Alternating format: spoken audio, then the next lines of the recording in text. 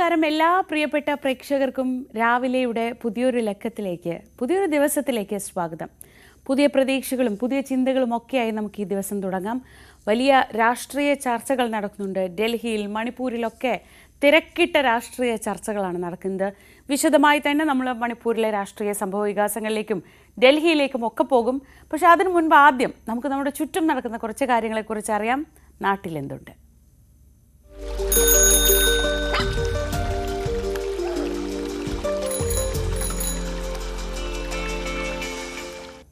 കഴിഞ്ഞ ദിവസങ്ങളൊക്കെ നമ്മൾ പട്ടാമ്പി നേർച്ചയെക്കുറിച്ചുള്ള വാർത്തകൾ പറയുന്നുണ്ടായിരുന്നു. 111-ാം നേർച്ചയാണ്, വലിയ ആഘോഷമായിട്ടാണ് നടത്തുന്നത്. ഒരുപാട് ആനകളുണ്ട് എന്നൊക്കെ പറയുന്നുണ്ടായിരുന്നു. പക്ഷേ ഈ കഴിഞ്ഞ ദിവസങ്ങളിലൊക്കെ നമ്മൾ കാണുന്നത് ഈ ഉത്സവത്തിന് ഇടെ എഴുന്നള്ളിക്കുന്ന ആനകളുടെ ഭാഗത്ത് നിന്ന് ഇത്തരത്തിലുള്ള പ്രശ്നങ്ങൾ ഉണ്ടാവുന്നതാണ്. പട്ടാമ്പിയിലും അതെ, നേർച്ച ആഘോഷത്തിനിടെ ആനയിടഞ്ഞു. സമീപത്തെ സ്കൂൾ ഗേറ്റ് എടുത്തു ചാടി രക്ഷപ്പെടാൻ ശ്രമിച്ച മധ്യവയസ്കന്റെ കാലിലൂടെ കമ്പി തുളഞ്ഞു കയറി ഗുരുതരമായി പരിക്കേറ്റു. നിരവധി പേർ തിക്കിലും തിരക്കിലും പെട്ട് വീണെങ്കിലും ഭാഗ്യവശാൽ കാര്യമായ പരിക്കില്ല. നേർച്ചയ്ക്ക് സമാപനം കുറിച്ചുകൊണ്ട് നടന്ന ഗജസംഗമം കഴിഞ്ഞ് തിരിച്ചു പോവുകയായിരുന്ന ആനകളിൽ ഒന്നാണ് ഇടഞ്ഞോടിയത്.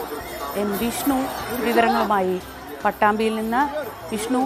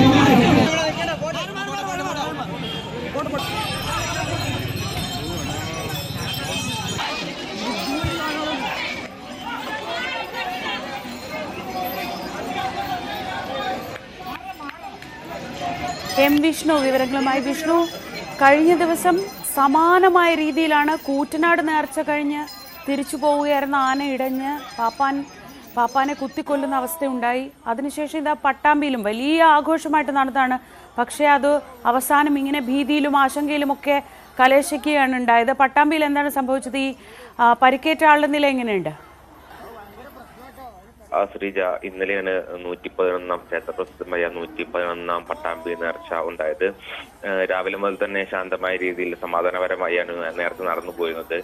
ഈ കൂറ്റനാട് ഉണ്ടായ സംഭവത്തിന്റെ പശ്ചാത്തലത്തിൽ ആനകളെ ഏറെ ശ്രദ്ധിച്ചിരുന്നു. പോലീസിന്റെ ഭാഗത്തുനിന്ന് കർശന നിയന്ത്രണങ്ങളൊക്കെ ഉണ്ടായിരുന്നു.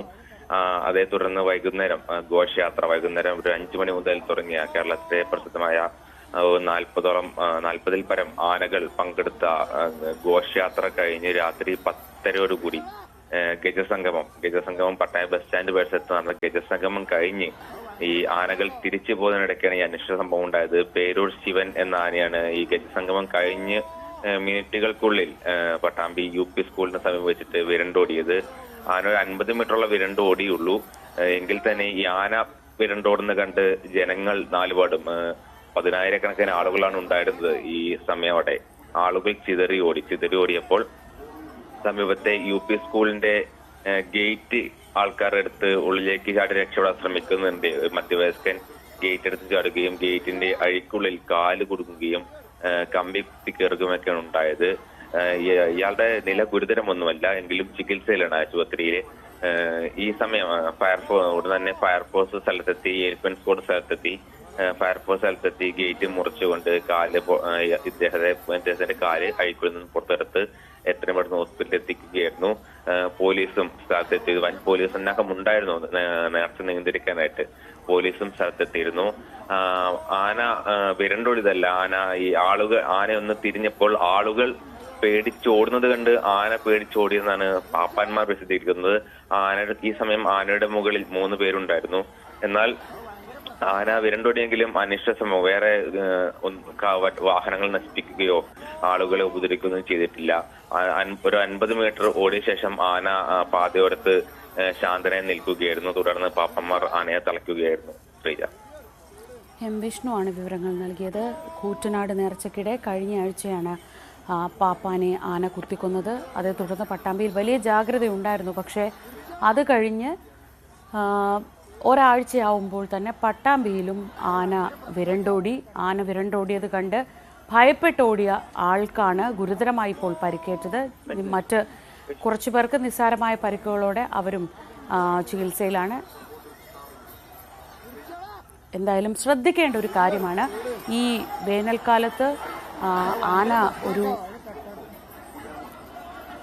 കാട്ടിൽ നിന്ന് വരുന്നൊരു ജീവിയാണ് എന്ന് നമ്മളെപ്പോഴും മറന്നു പോകാറുണ്ട്. നാട്ടാനയായി അത് ജീവിക്കുന്നുണ്ടെങ്കിലും അതൊരു കാട്ടിൽ നിന്നുള്ള ജീവിയാണ്. അതിന് ഇത്രയധികം ആളുകളെയൊക്കെ കാണുമ്പോൾ സ്വാഭാവികമായി ഉണ്ടാകുന്ന പരിഭ്രാന്തി ഉണ്ടാകും.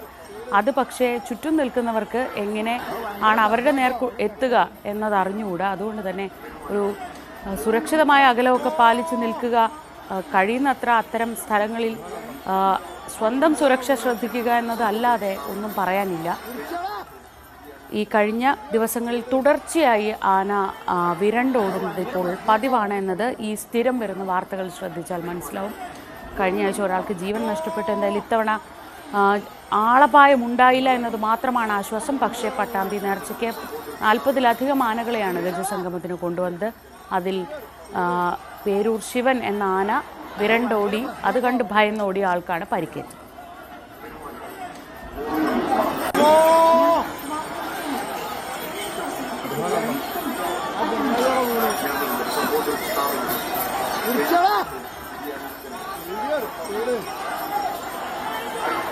ഭയങ്കര പ്രശ്നമാട്ടോ.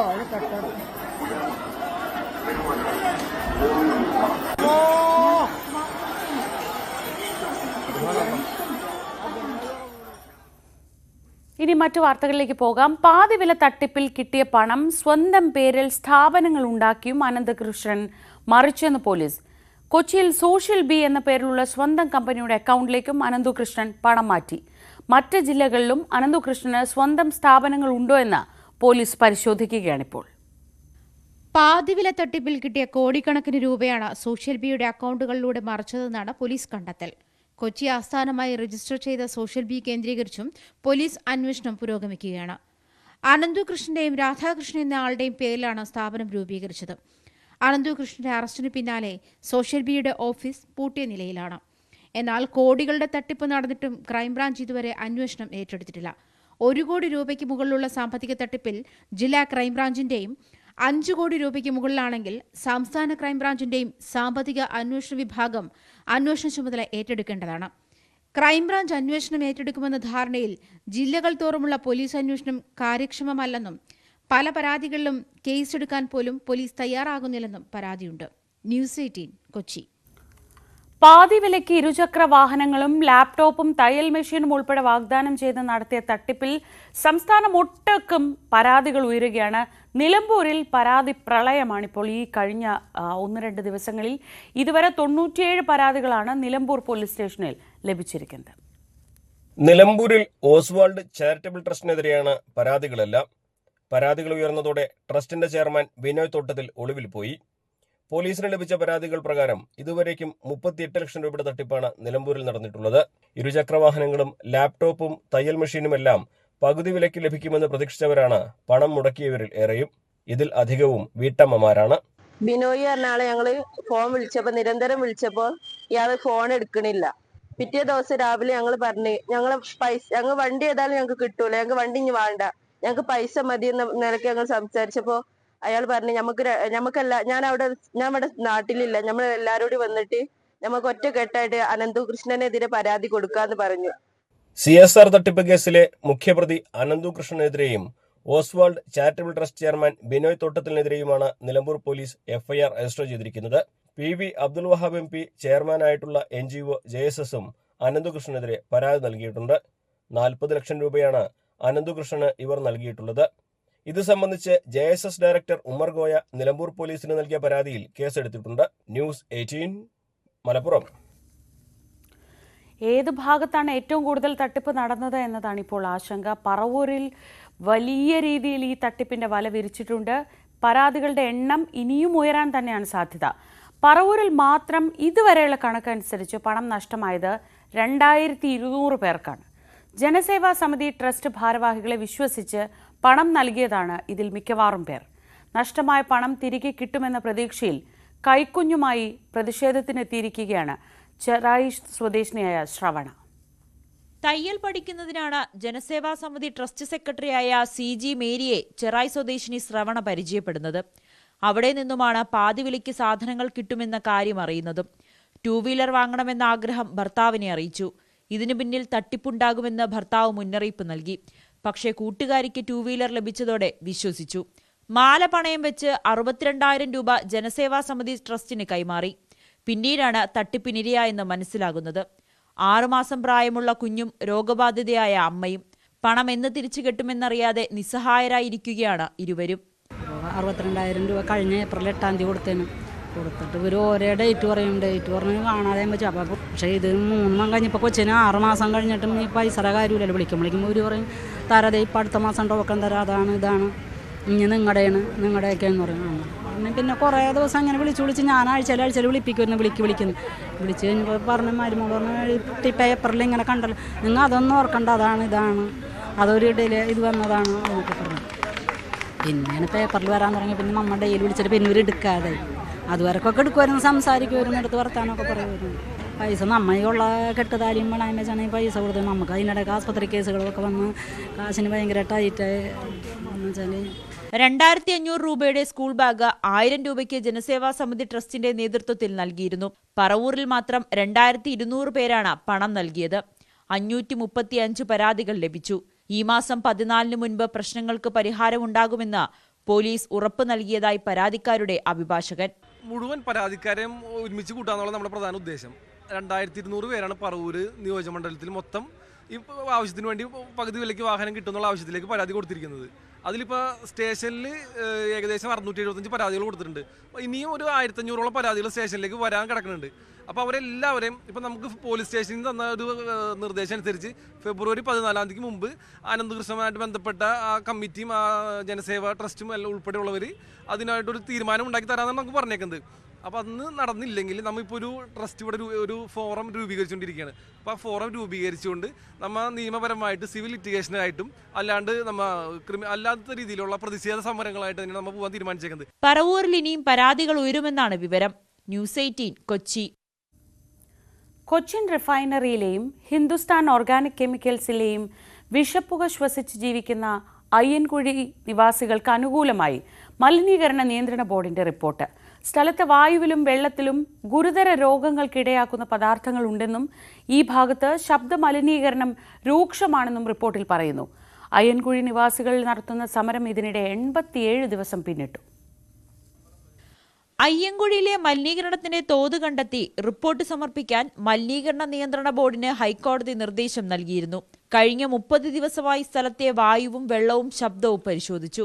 അയ്യൻകുഴി വാസയോഗ്യമല്ലെന്ന് പരോക്ഷമായി റിപ്പോർട്ടിൽ പറയുന്നു. വായുവും വെള്ളവും ഗുരുതര രോഗത്തിന് കാരണമാകും വിധം മലിനമായി. ശബ്ദ മലിനീകരണം രാത്രിയോ പകലോ എന്നില്ലാതെ രൂക്ഷം. ജനവാസ മേഖലയിൽ അനുവദനീയമായ ശബ്ദപരിധി 45 ഡെസിബൽ എന്നിരിക്കെ അയ്യൻകുഴിയിൽ അത് 61 മുതൽ 69 ഡെസിബൽ വരെ. തങ്ങൾക്ക് അനുകൂലമാകുന്ന റിപ്പോർട്ട് വന്നിട്ടും അയ്യൻകുഴി നിവാസികളുടെ ആശങ്ക മാറുന്നില്ല. ഇനി ഇതിനകത്ത് എന്തൊക്കെ ലൂപ്പ് ഹോൾ ഉണ്ട് എന്ന് കണ്ടെത്താനായിരിക്കും അവർ ശ്രമിക്കുന്നത്. ഇവിടുന്ന് എന്തെങ്കിലുമൊക്കെ കാരണങ്ങൾ, ഇപ്പം നമുക്കത് കാരണം ഒരു കാര്യങ്ങൾ തുടർന്ന് പറയാൻ പറ്റില്ല. എന്ന് വെച്ചാൽ മെഡിക്കൽ റിപ്പോർട്ടിൽ അന്ന് 80 പേരെ പരിശോധിച്ചാൽ 40-ലധികം പേർക്ക് ശ്വാസകോശ രോഗങ്ങളുണ്ട് എന്നുള്ളതിൻ്റെ കൃത്യമായ ഇത് സാധൂകരിക്കുന്ന റിപ്പോർട്ടാണ് ഇത് വന്നത്. അപ്പോൾ ഈ കാരണം കൊണ്ടാണ് അതുണ്ടായെന്നുള്ളത് തെളിഞ്ഞല്ലോ. അപ്പോൾ അങ്ങനെ പിന്നെ നമ്മളിനി അത് പറഞ്ഞു കഴിഞ്ഞാൽ കളക്ടർ വേണമെങ്കിൽ ഇനിയൊരു മെഡിക്കൽ വേണമെങ്കിൽ വയ്ക്കും. അപ്പോൾ ഇവർക്ക് സമയം നീട്ടിക്കൊണ്ടുപോകാനുള്ളൊരു സമയം, അത് കാരണം ഞങ്ങൾക്കത് പറയാൻ പേടിയാണ്. നമ്മളെന്തെങ്കിലും നമ്മുടെ വായിൽ നിന്ന് വീണ അതേ കയറി തൂങ്ങാനിരിക്കുന്നവരാണ് ഈ കളക്ടറും. അല്ലാണ്ട് നമ്മളെ രക്ഷിക്കണമെന്നുള്ളതല്ല. പുനരധിവാസം ഉറപ്പാക്കുന്നതുവരെ അയ്യൻകുഴി നിവാസികൾ നടത്തുന്ന സമരം 87 ദിവസം പിന്നിട്ടു.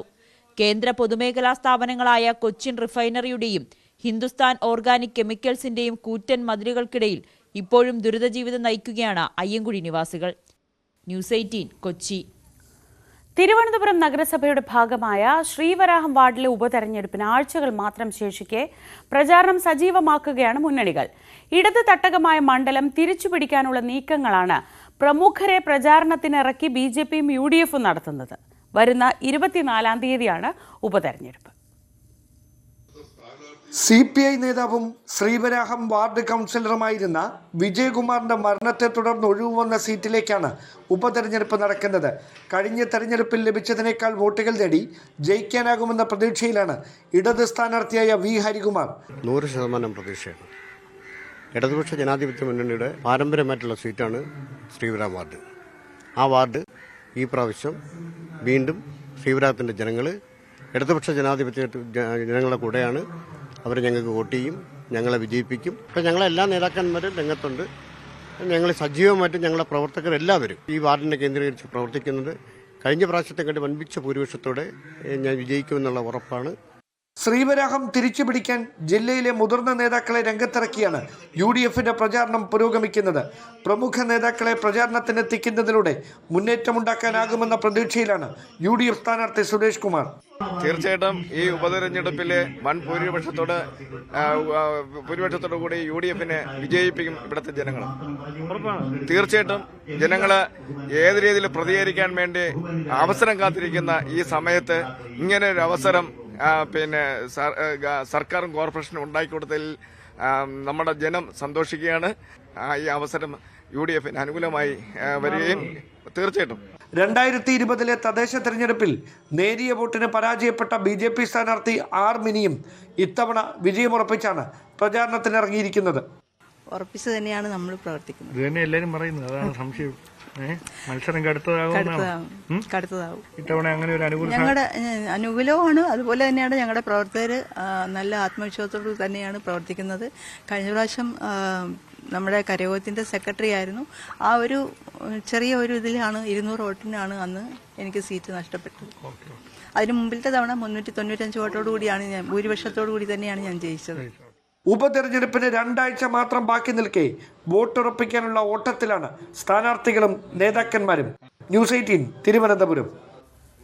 നെടുമങ്ങാട് വിതുര റോഡിൽ മുള്ളിലെവിൻമൂട് നായാര പെട്രോൾ പമ്പിലേക്ക് കയറിയ ഓട്ടോയുടെ പിറകിൽ അമിത വേഗത്തിലെത്തിയ ബൈക്ക് ഇടിച്ചു കയറി. ബൈക്ക് യാത്രികരായ 2 പേർക്കും ഓട്ടോ യാത്രക്കാരനായ ഒരാൾക്കും ഗുരുതര പരിക്ക്. 3 പേർ മെഡിക്കൽ കോളേജ് ആശുപത്രിയിലും ബാക്കിയുള്ളവർ നെടുമങ്ങാട് ജില്ലാ ആശുപത്രിയിലും ചികിത്സയിലാണ്. നെടുമങ്ങാട് പനക്കോട് സ്വദേശി ജയകുമാറും കുടുംബവും സഞ്ചരിച്ചിരുന്ന ഓട്ടോയാണ് അപകടത്തിൽപ്പെട്ടത്.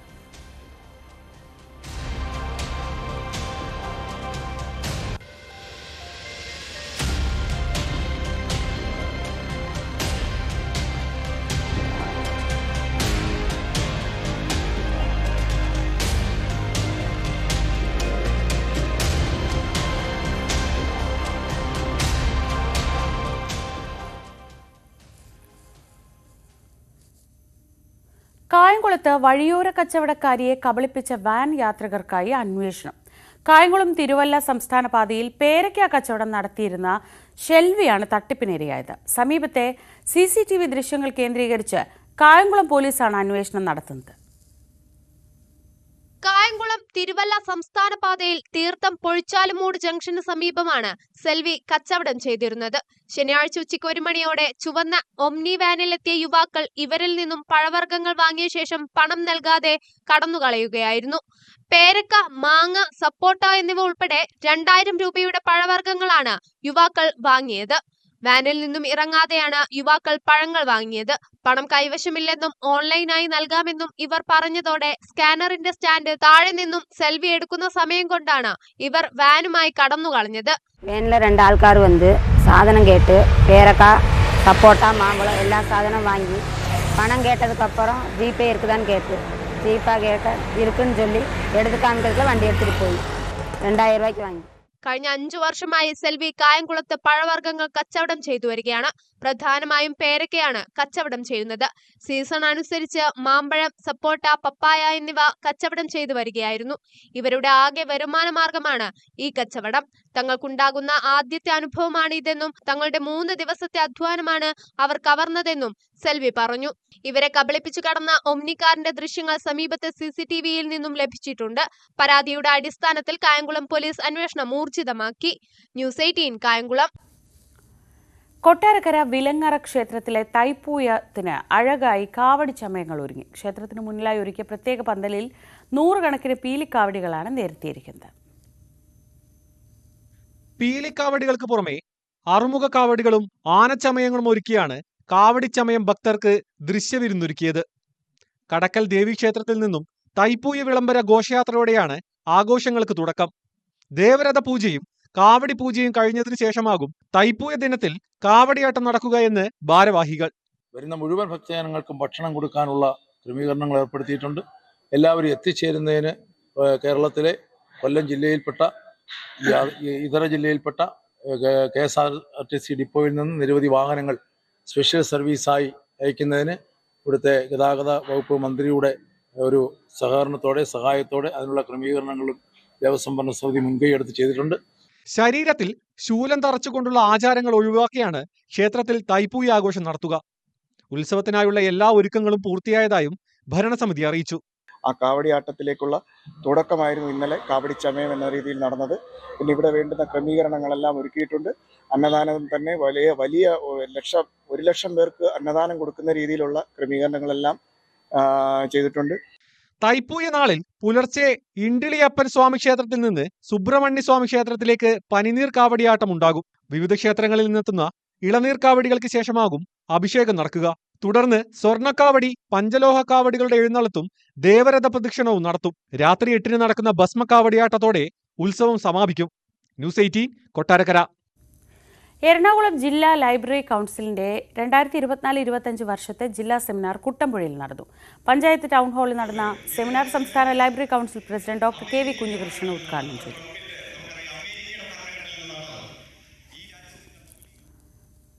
കേരളത്തിലെ തൊഴിലുറപ്പ് പദ്ധതി രാജ്യത്തിന് തന്നെ മാതൃകയാണെന്ന് തദ്ദേശ വകുപ്പ് മന്ത്രി MB രാജേഷ്. പട്ടാമ്പി തിരുമിറ്റക്കോട് ഗ്രാമപഞ്ചായത്തിന്റെ തൊഴിലുറപ്പ് പദ്ധതി സോഷ്യൽ ഓഡിറ്റിംഗ് ഉദ്ഘാടനം ചെയ്ത് സംസാരിക്കുകയായിരുന്നു മന്ത്രി. തിരുമിറ്റക്കോട് സർവീസ് സഹകരണ ബാങ്ക് ഹാളിൽ നടന്ന ദേശീയ ഗ്രാമീണ തൊഴിലുറപ്പ് പദ്ധതി സോഷ്യൽ ഓഡിറ്റിംഗിന്റെ ഭാഗമായുള്ള പബ്ലിക് ഹിയറിംഗ് പരിപാടി ഉദ്ഘാടനം ചെയ്ത് സംസാരിക്കുകയായിരുന്നു തദ്ദേശ സ്വയംഭരണ വകുപ്പ് മന്ത്രി MB രാജേഷ്. സംസ്ഥാനത്തെ തൊഴിലുറപ്പ് പദ്ധതി ഇന്ത്യക്ക് തന്നെ മാതൃകയാണെന്നും എന്നാൽ കേന്ദ്ര ബജറ്റിൽ വിഹിതം കൂട്ടാതെ തൊഴിലുറപ്പ് പദ്ധതി ഇല്ലാതാക്കാനുള്ള സമീപനം ഉണ്ടാവുന്നതായും മന്ത്രി പറഞ്ഞു. ഈ വർഷത്തെ ബജറ്റ് വന്നു, കേന്ദ്ര ബജറ്റ് വന്നു. കഴിഞ്ഞ വർഷത്തെ അതേ തുകയാണ് ഈ വർഷം നീക്കി വെച്ചത്. കഴിഞ്ഞ വർഷത്തെ അതേ തുക എന്ന് പറയുമ്പോൾ യഥാർത്ഥത്തിൽ പൈസ കുറയും. കാരണം എന്താ അറിയാം, കഴിഞ്ഞ വർഷത്തേക്കാൾ വിലക്കയറ്റം കൂടി, പണപ്പെരുപ്പത്തിന്റെ നിരക്ക് കൂടി. അപ്പൊ ഫലത്തിൽ ഒരേ തുക നീക്കി വെക്കുമ്പോൾ ഈ വർഷം കുറയും. തുക വെട്ടിക്കുറച്ചാൽ കൂലി കൊടുക്കാൻ കഴിയാതെ വരും. ആവശ്യപ്പെടുന്ന എല്ലാവർക്കും കൊടുക്കാൻ കഴിയാതെ വരും. അപ്പൊ കുറെ കാലം ഇങ്ങനെ ആകുമ്പോൾ അതിന് പോയിട്ട് കാര്യമില്ല, കാശ് കിട്ടില്ല എന്നൊരു തോന്നൽ വന്നാൽ പിന്നെ ആൾക്കാർ വരില്ല. അപ്പൊ പതുക്കെ അത് കൂട്ടാം. ഇതാണ് മനോഭാവം. CDPO ഉഷ അധ്യക്ഷത വഹിച്ച ചടങ്ങിൽ Thirumittacode grama panchayat president T Suhara, vice president CM Manomohanan, തൊഴിലുറപ്പ് തൊഴിലാളികൾ തുടങ്ങിയവർ പങ്കെടുത്തു. ന്യൂസ് 18 പട്ടാമ്പി. മറ്റു വാർത്തകളിലേക്ക് പോകും മുൻപ് നമുക്ക് ഈ ദിവസത്തെ പോസിറ്റീവാക്കാൻ നല്ല വാക്ക് കേൾക്കാം.